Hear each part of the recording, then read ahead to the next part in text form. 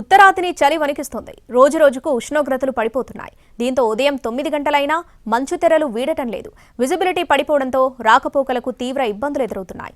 వాహనాలు, రైళ్లు, విమానాల రాకపోకలపై ప్రతికూల ప్రభావం పడుతుంది. మంచు ఎఫెక్ట్తో పలు రైళ్లు ఆలస్యంగా నడుస్తూ ఉంటే మరికొన్ని రైళ్లను దారి మళ్లించారు. 6 రైలు సర్వీసుల్ని దారి మళ్లించినట్టు రైల్వే అధికారులు తెలిపారు. మరోవైపు విమాన సర్వీసులపై కూడా పొగమంచు ప్రభావం పడింది. 7 విమానాలు రద్దయ్యాయి. 184 విమాన సర్వీసులు ఆలస్యంగా నడుస్తున్నాయి. మరో 2-3 రోజులు విమాన సర్వీసులపై ఇదే ప్రభావం పడే అవకాశం ఉంది.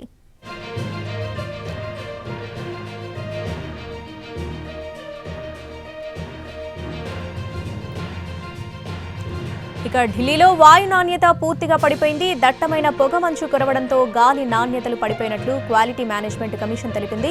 గురువారం ఢిల్లీలోని కొన్ని ప్రాంతాల్లో 400 స్థాయిలో AQI నమోదైందని కాలుష్య నియంత్రణ మండలి చెప్పింది. అటు IMD ఎల్లో అలర్ట్ జారీ చేసింది. చిన్నారులు, వృద్ధులు బయటకు వెళ్లినప్పుడు జాగ్రత్తగా ఉండాలని హెచ్చరికలు జారీ చేసింది.